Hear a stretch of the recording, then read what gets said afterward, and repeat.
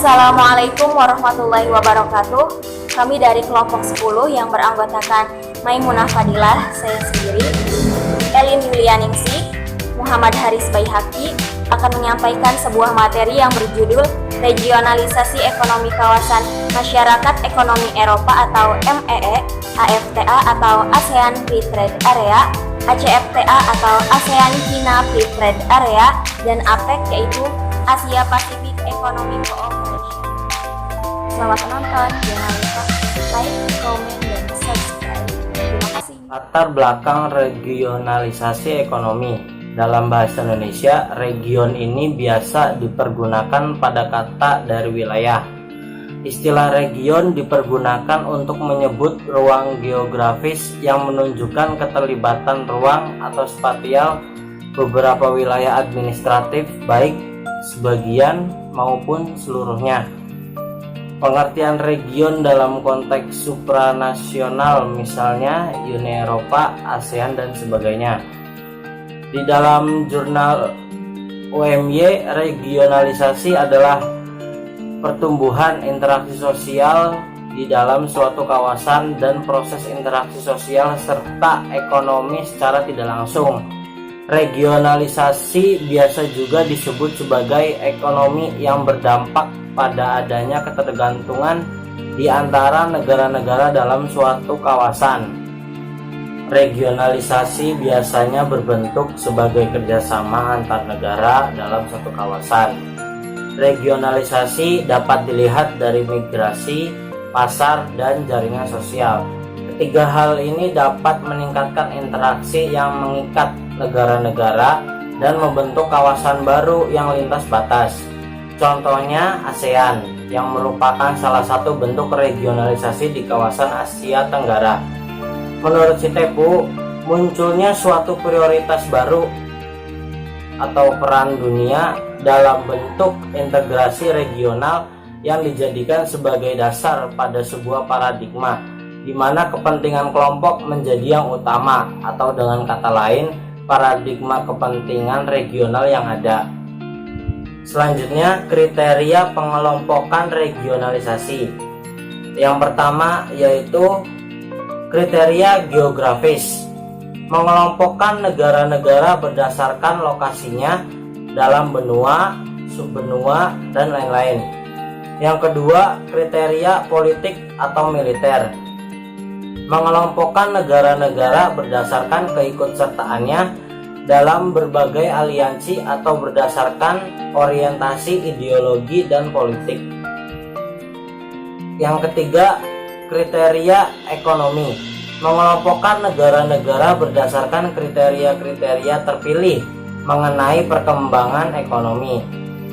Yang keempat, kriteria transaksional, mengelompokkan negara-negara berdasarkan jumlah dan frekuensi pertukaran penduduk, barang, dan jasa. Selanjutnya, bentuk-bentuk regionalisasi ekonomi kawasan dunia. Di antaranya yang pertama, berdasarkan pusat pertumbuhan ekonomi. Yang kedua, perdagangan internasional. Yang ketiga, pertukaran sarana dan prasarana produksi. Yang keempat, hubungan utang piutang yang dilakukan oleh suatu negara dengan negara-negara lain. Yang kelima, hubungan antar penduduk dari berbagai negara. Yang keenam, berdasarkan letak geografis. Regionalisasi ekonomi kawasan dunia yang pertama yaitu MEE atau Masyarakat Ekonomi Eropa didirikan pada tahun 1957 berdasarkan perjanjian antar negara Eropa Barat di Roma, Italia. Tujuan dibentuknya Masyarakat Ekonomi Eropa yang pertama, integrasi Eropa dengan cara memajukan perekonomian, memperbaiki taraf hidup, dan memperluas lapangan kerja. Yang kedua, memajukan perdagangan, menjamin adanya persaingan bebas dan keseimbangan perdagangan antar negara anggota. Yang ketiga, memperluas hubungan antar negara-negara selain anggota MEE. Negara-negara anggota Masyarakat Ekonomi Eropa yaitu Prancis, Jerman, Italia, Belgia, Belanda, Luxembourg, Inggris, Denmark, Irlandia, Spanyol, Portugal, dan Yunani. Yang kedua yaitu AFTA atau ASEAN Free Trade Area, dibentuk saat konferensi tingkat tinggi atau KTT ASEAN yang keempat di Singapura pada tahun 1992. Tujuan dibentuknya AFTA yang pertama untuk meningkatkan daya saing ekonomi negara-negara ASEAN dengan menjadikan ASEAN sebagai basis produksi pasar dunia. Yang kedua untuk menarik investasi dan meningkatkan perdagangan antar negara-negara anggota ASEAN. Negara-negara anggota AFTA yaitu Brunei, Indonesia, Malaysia, Filipina, Singapura, Thailand, Vietnam, Laos, Myanmar, dan Kamboja. Yang ketiga yaitu ACFTA atau ASEAN China Free Trade Area, merupakan kesepakatan antar negara-negara anggota ASEAN dengan China untuk mewujudkan suatu kawasan perdagangan bebas. ACFTA dibentuk pada tanggal 6 November 2001 di Bandar Sri Begawan, Brunei Darussalam. Tujuan dibentuknya ACFTA adalah untuk memperkuat dan meningkatkan kerjasama ekonomi, perdagangan, dan investasi antar negara-negara anggota. Negara-negara anggota ACFTA adalah Brunei Darussalam, Indonesia, Malaysia, Filipina, Singapura, Thailand, Vietnam, Laos, Myanmar, Kamboja, dan Republik Rakyat Cina. Yang keempat yaitu APEC atau Asia Pacific Economic Cooperation, dibentuk pada tahun 1989 berdasarkan gagasan Perdana Menteri Australia yaitu Bob Hawke. Tujuan dibentuknya APEC menurut Kementerian Luar Negeri Republik Indonesia tahun 2015 adalah mendorong pertumbuhan ekonomi dan meningkatkan kesejahteraan di Asia Pasifik. Berikutnya adalah dampak regionalisasi ekonomi. Yang pertama, dampak regionalisasi ekonomi bagi masyarakat Eropa.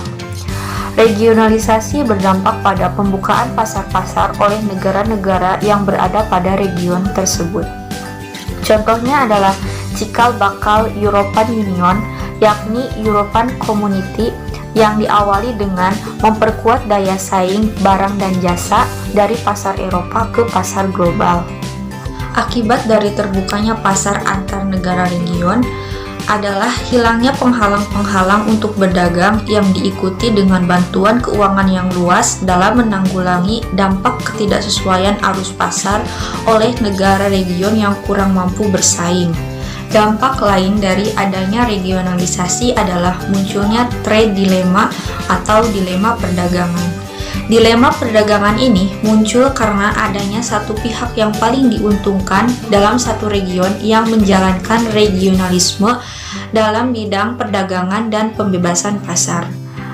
Pembebasan pasar akan menimbulkan kecenderungan total benefits bagi negara-negara besar region, dan negara-negara kecil justru semakin terpuruk karena kekuatan asimetris antar negara serta ketidaksesuaian dengan pasar.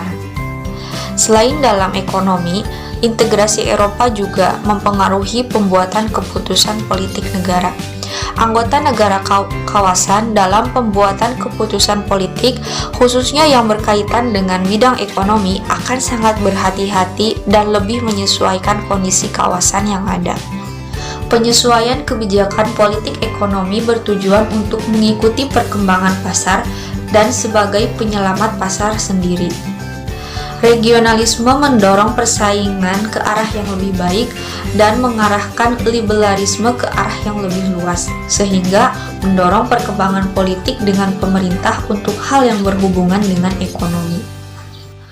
Meskipun regionalisasi ini memiliki beberapa kekurangan, namun keuntungan yang ditimbulkan memiliki dampak jangka panjang bagi negara-negara anggota region tersebut. Yang kedua adalah dampak regionalisasi kawasan Asia bagi negara Indonesia. Menurut Tambunan, dengan diberlakukannya regionalisasi perdagangan ternyata dapat memberikan manfaat bagi negara Indonesia. Penerapan AFTA akan membuka pasar yang lebih luas bagi produk Indonesia di pasar ASEAN. Namun demikian, ketika diuji dalam penerapan ACFTA, hasilnya secara umum Indonesia tidak banyak mengalami keuntungan, dan justru negara-negara lain yang mendapatkan keuntungan. Satu hal dari penelitian yang dilakukan yang menyebutkan bahwa perlunya inovasi untuk meningkatkan daya saing Indonesia dengan negara-negara lain.